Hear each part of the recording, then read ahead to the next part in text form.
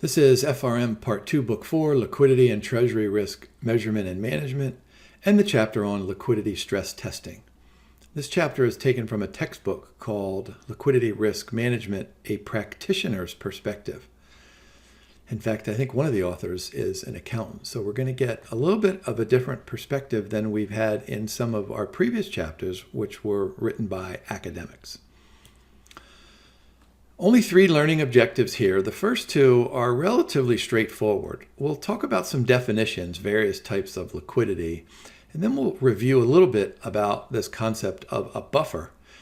And we'll go ahead and actually make a real simple calculation. But the bulk of this slide deck is on that 3rd learning objective, where we're going to discuss matters about liquidity stress test design.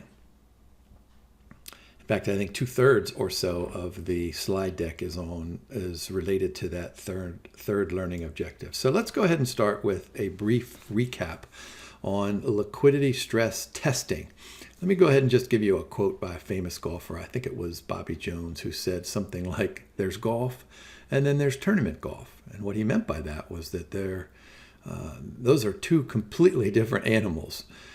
You know, it's one thing to be able to go out and have a good round of golf when you're playing with your friends, but it's a completely different thing when you're going out there under the pressure of tournament golf, where you have to A, count all your strokes, B, make all of your putts, and C, play by all the rules of golf, which can be quite complex. All right, so that's what our goal here is. We're standing there in the middle of the fairway. The tournament is on the line.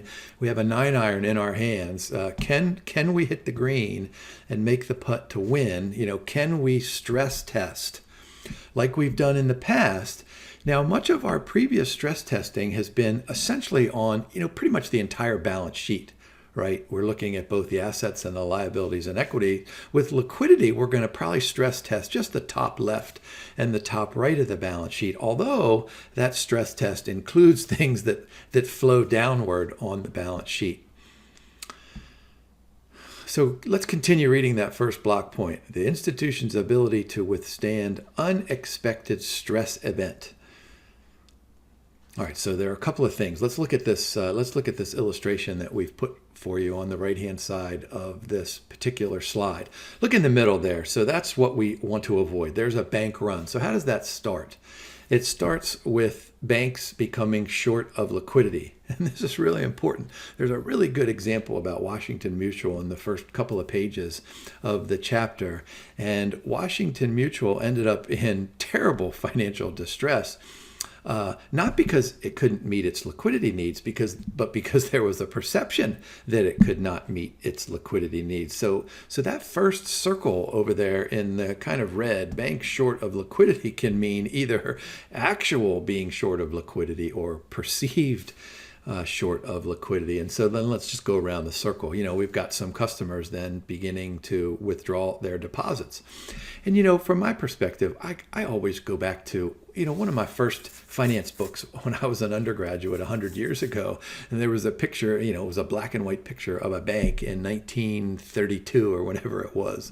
And there were these people lined up around the block, after the stock market crash and the Great Depression, to withdraw their deposits. Of course, that's just the image in my mind, and maybe that's a good image for you guys to have. But of course, we do all this electronically today, so we don't really need to stand outside of a bank.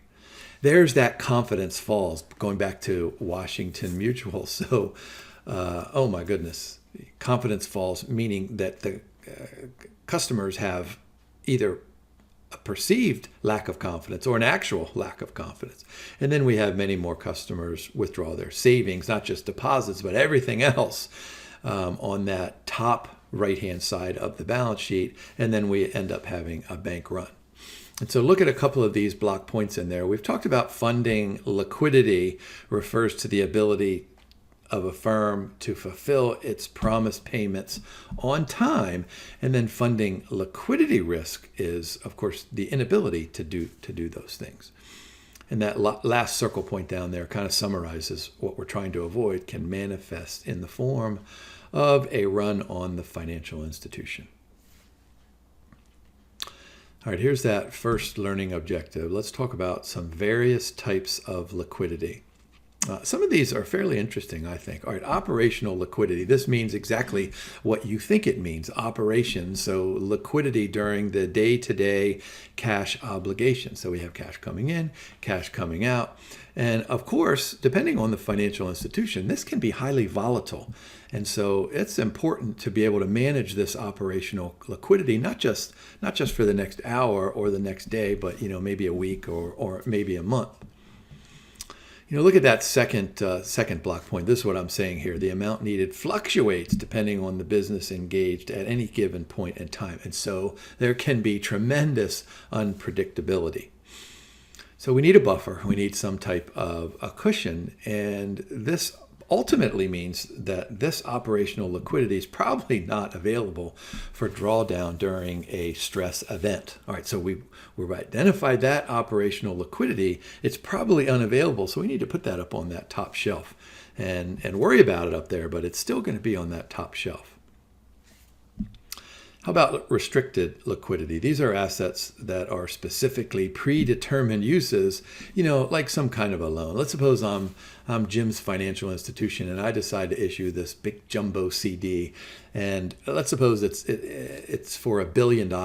And just for craziness sake, let's go ahead and suppose there's some really rich man or woman out there who wants to buy this for $1 billion. And so I take the $1 billion and I have all this cash. Well, that wealthy individual is probably going to say to me, you know what, Jim, I don't want you taking that money and investing it in here and here and here and here. You can do a bunch of stuff, but how about if you put something restricted? Maybe you need to invest, let's say, $250 million in Treasury securities. All right, so predetermined uses like securing a loan.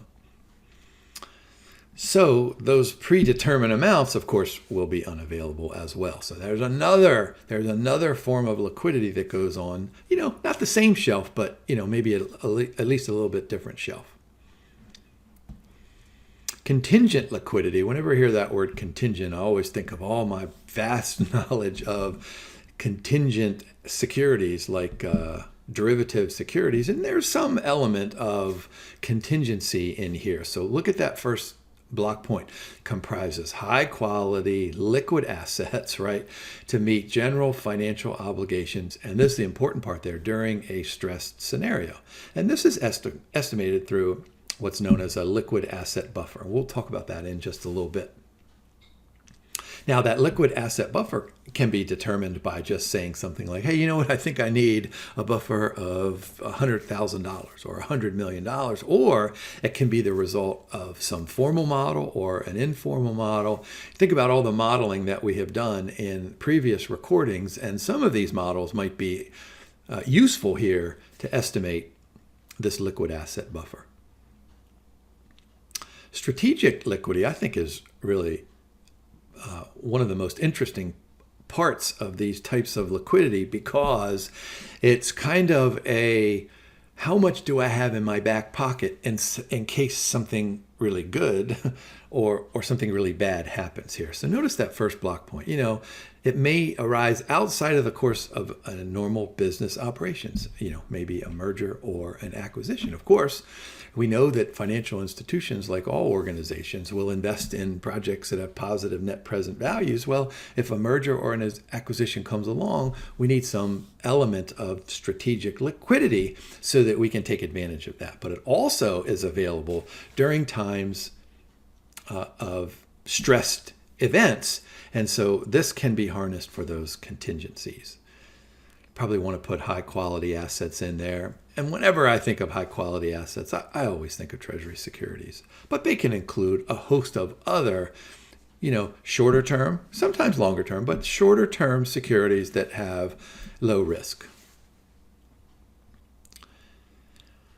All right, let's go ahead and put some plus signs and minus signs in here so we can kind of wrap ourselves around this liquid asset buffer. What we want to do is establish an amount of liquidity an institution needs to help meet its financial obligations, not just during regular times, but during times of stress. Can we hit that 9-iron when we're out playing with our son or daughter? Yeah, we probably can if no one's watching, but can we hit that 9-iron if everybody's watching and I need to make a birdie on this hole to win the tournament? So in times of financial stress, so those are two completely different things. All right, so look what we have inside of that gray rectangle there. So the normal liquid asset buffer, we add to that the stressed cash inflows, and we subtract from that the stressed cash outflows, and we get the stressed liquid asset buffer. So just think of it as the following. We've got some normal buffer here, right? And we know that during stressed times, we're going to have cash flows from our balance sheet going in and out, right? And so we just take those in and out, and that gives us our stressed liquid asset buffer. Here's a little bit more granularity in the definition of these things. So look at that first block point. Liquidity stress tests to establish the amount of liquidity an institution needs. Boy, I've said that 2 or 3 times already, especially in times of stress. All right, so let's look at these. We've got the purple, the blue, and the red. So a normal liquid asset buffer. These securities have low credit and market risk. Okay, that sounds like Treasury securities. Ease and certainty of valuation. That sounds like Treasury securities. Sizable active market. That sounds like Treasury securities. Low concentration of buyers and sellers, right? What does the U.S. federal government have out there in treasuries? Is it $28 trillion in 2020? I don't know that anybody even really knows how much that is. But so in that purple box, we've got these securities that meet those criteria. We call that normal liquid asset buffer. But then we've got stress times. All right, so think about that. We've got some amount there, maybe it's 100 million.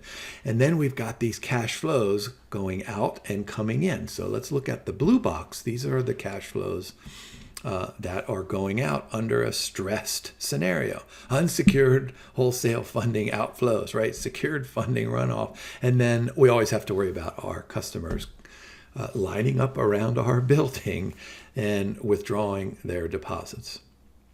As opposed to stressed cash inflows, of course, we're going to get repayments from customers.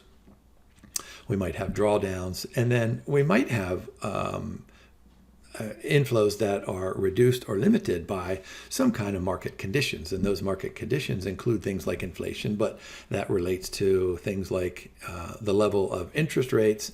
And then that can expand all the way into our derivative securities trading unit with, in relation to LIBOR. Are we going to continue using LIBOR to value all of our treasuries, or are we going to find something else to be continued? Let's go ahead and do a quick example. Now, remember that learning outcome reads something like estimate. It doesn't use the word calculate. It doesn't use the word compute. I think it used the words estimate. And so what that means is that this is probably going to be pretty easy math. So if you look at this quick example here, we have just a normal buffer of 100, but then we have stressed outflows and stressed inflows of 40 and 27. We start with $20 million in our normal liquidity facility. And so really all we're going to do is take the difference between the 20 and the 100. So that gives us our regular old normal buffer of 80, and then subtract out the 40 and add the 27. So there's our solution to estimate our stressed liquidity asset buffer. And let me give you just a little piece of advice. I mean, clearly this is just a matter of adding and subtracting. But one way that I try to complexify, if I can use that word or make up that word, when I'm creating exam questions like this that have relatively simple math, is that I'll provide a bunch of extra stuff in the question stem just to provide just a little bit of confusion. So a lot of times in these questions, you'll have to sift through being able to determine what's relevant and what's irrelevant. And of course, my students complain. They say something like, hey, Jim, why do you put stuff in there that we don't need? And I say, I do it exactly for that. Do you think your boss someday is going to say, oh, here, this is all you need. Have a nice day? You guys know that. All right, let's go ahead and take a look at that third learning objective. And it's going to take us, 10 or 12 or 14 slides to get through all of this. All right, so liquidity stress test design. So go ahead and close your eyes. I have my eyes closed, but you don't have to do that. Close your eyes and think about designing a liquidity stress test. And so you got to think first of all of some event. What could motivate, what could encourage, what could exacerbate, what could start, what could spark some kind of a stress event. So you have all these different events. They're probably related to, sudden market changes like spikes in interest rates or inflation or oil prices or something like that. All right, so then you got this big picture. You can open your eyes, by the way, and then you need to try to flow all of that down. Can you see my fingers were just going like this and like this to where does it end up? So we have this event, and where does it goes all the way here and here and here and all these financial statements. Where does it end up? So this first element here is the scope. Let me just remind you, I bet you learned this back in your microeconomics days. You have things like economies of scale, which means that, if you produce one calculator, you have this many costs. But if you produce 1 million calculators, you have this many costs, of course, per unit. But there's also economies of scope. So if you can produce, one product line with this cost, and you can produce another product line with a similar cost, but if you produce both of those together, your costs may go like this. So scope means, we're spreading it out between and among different kinds of locations on the balance sheet, not just one individual account. All right, so let's go through the slide deck here. Liquidity stress tests should be granular. That's my little snowflakes falling down to see where they land. Of course, they're going to land on all different organizational levels, whether it's a parent or a subsidiary or one of these segments that we've talked about during the course of these slide decks. All right, some interesting issues here that the two authors discuss in this part of the chapter. Sometimes, not all the time, but in some cases, liquidity may not be transferable from a parent to, some kind of a subsidiary, but maybe in particular a foreign subsidiary, which brings in the specter of what is the currency of interest. I think textbooks tend to call that the functional currency, right? So we have to convert it, but are we going to convert it into this currency or the domestic currency? And what are the dates are we going to do this? And so this stress test becomes even more complex when we have multiple currencies and multiple foreign subsidiaries. And oh, by the way, you should probably begin and design this stress test including each foreign subsidiary, because one, if we're a U.S. bank, one subsidiary in, let's say, Portugal may have a different subsidiary, may have a different reaction than a subsidiary in Canada. How about testing techniques? You guys know this from previous discussions. What's the first thing that we always do when we want to predict the future? We look at the past. So historical modeling may be used. How about deterministic modeling? So these are models in which we have some variables that we input, and we kind of know what those answers are going to be, depending on the relationship between and among all those variabilities. And then we can assign some kind of an historic probability to those estimates. So we can use historical modeling and we can use forward-looking modeling.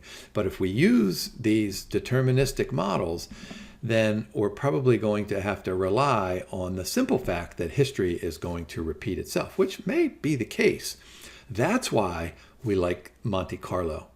Multiple variables produce a large set of possible scenarios. And I've said this to you guys before, that, before you go home at night, you hit a button and you run this Monte Carlo simulation. And then when you come to work the next day, maybe you've run 100,000 or 500,000 different kinds of scenarios that are designed. Now, remember, I'm not smart enough to do this, but there are lots of people out there way smarter than I am who can design these Monte Carlo models to estimate the relationship between and among all of the important liquidity variables.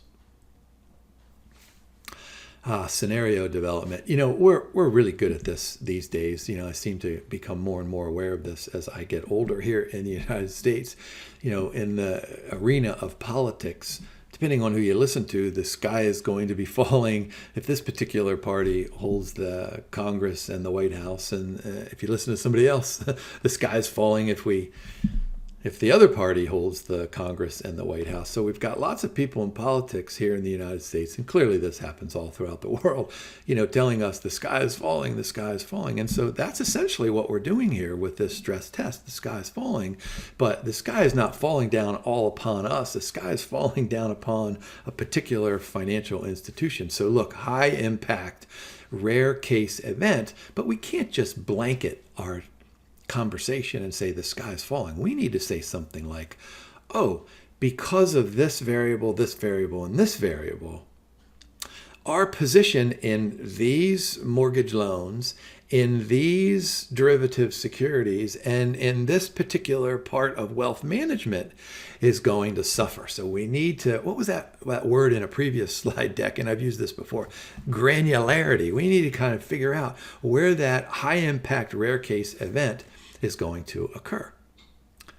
Now, rare case event means that it's a rare case. It's not like we can go back and say, all right, Jim, you've played in 50 golf tournaments. We know that when you have a 9-iron in your hand, you're going to airmail it over the green and into the pond. We know you stink at golf.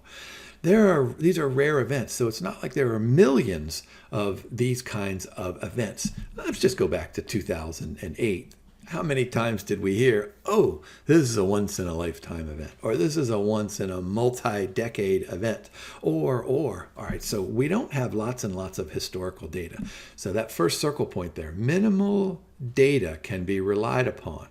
All right, so that's a problem, but we can't go bury our heads in the sand. We have to figure out what it is. So the best approach, discrete and deterministic scenarios. All right, I'm going to do this to you. And remember back when we did this, some interest rate paths, right? We could go up or down, and then we could go up or down and up or down, right? So we get this big interest rate tree, and so we're going to do these discrete and deterministic scenarios. And of course, we need to consider all of these firm-specific risks. The chapter calls those idiosyncratic. It's interesting in my training, none of my professors in graduate school ever said that word idiosyncratic. We always use the terms unsystematic or firm-specific risk. I always use firm-specific risk when I tell my students.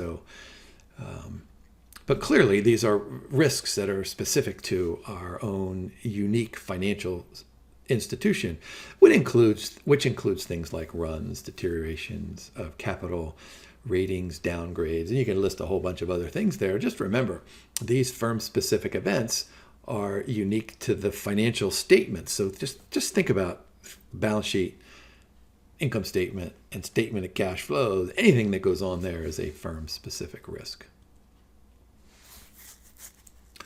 Now, historical scenarios based on actual liquidity failures, but we don't have tons and tons of this evidence out there. That's the disadvantage. Rare events, minimal data is available. And then, as I said earlier, past may not be a precursor for the future. And I'm always in favor of having a conversation about, all right, what happens in the past? We can use that to help us manage the future, but we don't want to rely on a perfect replication of history. But we need to find those themes and those common elements of historical events that are most likely to manifest themselves into current or future scenarios. Part 2 then, as opposed to historical scenarios, hypothetical scenarios. These are, okay, what's the worst thing that can happen? We talked about this with value at risk and all those different kinds of exposures. We didn't come up with an exact, kind of an event when we were doing value at risk, but we knew that something could happen. Well, now it's time for us to impose what is that exact something that can happen and look forward to see how we can handle that. Go ahead and take a look at some characteristics of hypothetical scenarios. There's my word, systematic and unsystematic risks. Systematic risk example, hike in interest rates, spike in oil prices, right? Firing of chief executive for incompetence. would be an unsystematic risk, including a deposit run and some other things as well. So just remember, the system is like the economic system. So anything that relates to the macroeconomy is systematic risk. However, anything that relates to the microeconomy inside of a financial institution is an unsystematic risk. We need to differentiate between and among severity levels, right? So let's just go back to value at risk. Do we want a 95% confidence? Do we want a 99% confidence? I mean, that's somehow related to what we're talking about here. Do we think this event is going to be massive, or do we think this event is just going to cause us a small headache? And look at that circle point underneath the severity levels. I think this is important. It helps the institution to expand its view of liquidity risk. What do I tell you guys all the time? Identify the risks, quantify the risk, and then manage the risk. So this expansion view of liquidity risk, we're identifying all these different kinds of possibilities here. Yeah, define scenarios clearly. This is what I was saying earlier. You can't just say, oh, the sky is falling. We need to see how this rain or the snow or the volcanic dust is coming down, and where is it landing inside of our financial institution. And then consider universal approaches, a more holistic model, like looking at the financial institution as a whole, a combination of machines and technology and humanity to be able to capture both systematic risk and other kinds of risk that are in there. Look at the bottom circle point here. Allows the bank to incorporate interdependent risk behavior. Boy, this is so cool, because I've emphasized many, many times that we can estimate standard deviation for one particular kind of an event or one particular financial security, but we need to make certain that we know what the correlations between and among all of our business units are and all of our financial securities, so that if there is a substantial interdependent risk level, then that helps us manage those risks much more effectively and efficiently. All right, how about some assumptions underlying these historical and hypothetical scenarios? All right, so let's go through this. And this is going to sound an awful lot like what I've said to you before. Identify, quantify, and manage. All right, identify the applicable level of segmentation relating to each cash flow. All right, so this is the rain coming down. Where is it falling in which of our business units or business segments, and what is the impact on the liquidity inside of each one? That's the purple one there. Identify where there is significant liquidity by quantitatively examining the anticipated liquidity behavior. All right, assess and rank different levels of liquidity risk, and then build a quantitative model. We spent a lot of time talking about quantitative models, but we also added qualitative models in there. And so even though the textbook doesn't emphasize that, don't forget the importance of qualitative stuff here. But we need to make certain that this quantitative model reflects history, but that it also is relevant to current market conditions. And that's the darker purple over on the right. Make appropriate changes to the assumption matrices for each stress scenario, meaning that we need to consider current economic factors. And then finally, we're going to develop, this big old matrix of relative modeling assumptions, based on, some kind of historical baseline and some risk levels from inside of each of those business units. All right, there we've got a good old handshake as our illustration. So some of the assumptions that potentially have a great impact, portfolio haircuts, deposit outflows, unsecured wholesale funding, and collateral requirements. So just think about how these four relatively simple parts of our life inside of a financial institution can have a great impact on that stressed event.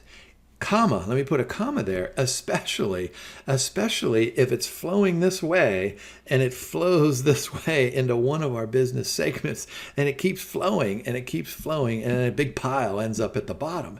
And so in one business segment, we've got haircuts, outflows, unsecured, and collateral requirements. And then do those raindrops somehow jump over to other business segments? So that's that interrelationship or that interdependence. All right, how about some outputs of the model here? Let's go ahead and work from left to right. Stress testing assumptions, general stress level, right? Systematic and idiosyncratic risks are considered. Sometimes you might want to say, yeah, market risks are extremely important. You might want to say interest rate risk is extremely important. You might want to say contingent risks are extremely important. Let's think about this. The more of those risks that you throw into the model, the more complex it's going to become. And then you'll have more difficulty and more confidence when interpreting. Look at the bottom block point there under the blue, right? What cash flows can be anticipated for each scenario? We've talked about this many, many times before. Cash flow is extremely important. How about current liquidity position metrics? All right, so this test establishes the amount of liquidity currently available. So we have this much. And then we've got do we have this much in stressed outflows, or do we only have this much in stressed outflows? So that amount of liquidity currently available is important, but it's a relative number, right? We could have massive amounts of liquidity, but we could also have massive plus massive amounts of stressed cash outflows. All right, how about prospective liquidity position metrics? So we've got this current level, and then what happens next day or next week or next month? The available liquidity in the future. So here's why our risk manager, and this why all of those individuals working for the chief risk officer are really smart individuals, so that they can predict the future. What this means is predicting things like inflation and level of interest rates and demand for deposits, et cetera, so that we can estimate available liquidity in the future. So here's this stress horizon. Are we stressed for an hour? Are we stressed for a day? Or are we stressed for a week? And the prospective liquidity, it doesn't have to, but it probably includes some level of wholesale funding that you want to at least be aware of, right? It's not really that box that we had way up in the top of the closet, but it's a box that we can probably reach for a lot more quickly. All right, so let's get back to my little flowing down here. Capital and performance metrics. Assess how each scenario impacts the firm's balance sheet and outlines capital implications for each event. And so that, what is that dark blue over on the right-hand side? That's kind of the final notion of, what's going to happen. This is the what did we do? We identified, and now we're quantifying. This is kind of the final part of quantifying, so then we can do the managing. So it makes sense then for us to come under governance. So who's in charge of this stuff? Notice the word oversight is bolded up at the top of the slide deck.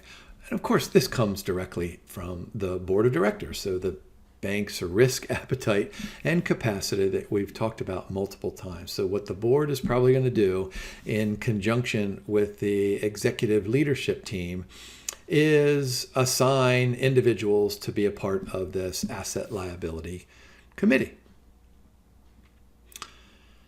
So what this committee is going to do, suggesting and approving liquidity scenarios, setting liquidity risk policy limits, and then establish, review, and approve of the liquidity stress testing policy. So think of this group of individuals. Let's suppose it's 5 really smart men and women who say, all right, this is the problem that we see over the next day. Here are the problems we see over the next week. Here are the problems we see over the next month. Let me just pick those 3 time periods. And there's nothing really interesting about those time periods. They just, happen to coincide with our calendar. But each financial institution, and of course, by definition, each board is going to have a better sense of what are those relevant stressed time frames. All right, first line of defense against this out of control liquidity event that buries the financial institution. All right, so this Treasury is the first line of defense. Manages liquidity stress testing process, review and monitors, determines suitable stress testing assumptions, recommends different scenarios, and then puts together some kind of a report. So this is what the Treasury does. You would think that people in charge of the Treasury would follow these guidelines. Now we get a little bit more granular here. Risk management. This is the second line of defense. These are the enforcers. They enforce liquidity stress test limits, measure the liquidity profile, figure out what's going on outside of our financial institution. What does our competitive bank over here? What does our competitive bank do over here? In conjunction with government and regulatory agencies who are providing us with advice.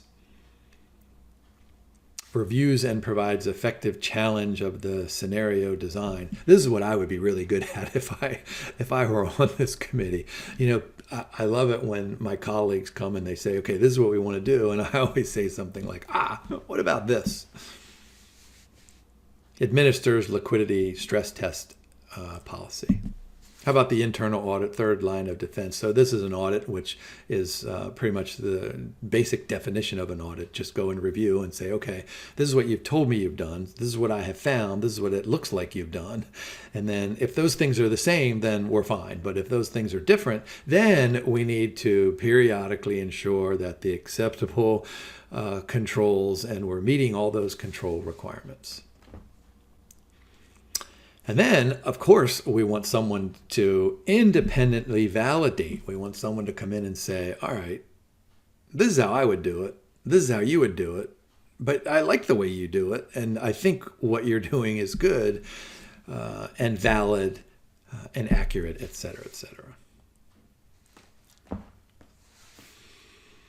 right, how about integration with other risk models? So this is what I was saying to you earlier about risk management in general. We've developed all these models that relate to the balance sheet and the income statement and the cash flow statement.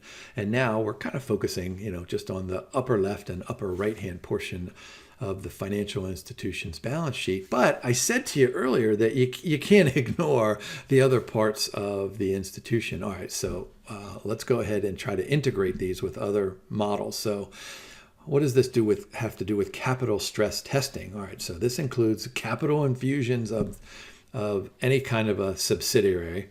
We need to develop capital impact assumptions based on things like inflation and interest rates and derivative prices and any other firm-specific conditions. The capital stress testing framework should also include a liquidity stress evaluation. All right, so we're going to kind of layer this liquidity stress on top of the capital stress test. And then, of course, if the results of our liquidity analysis suggest that we need additional capital, well, then that has to flow back to capital stress testing. And how about asset liability management? This is a big thing that fixed income security wealth managers always have to deal with. You got duration over here and you got duration over here, right-hand side and left-hand side of the balance sheet. Well, what happens if yield curves steepen or flatten, or what happens if they twist? And what happens if they twist one way over on the liability side and they twist a different way over on the asset side? We need to have some kind of a model that's going to reflect those different changes. So look at the last circle point there. This could imply a significant liquidity risk because of those longer duration investments. Oh my gosh. So think about that.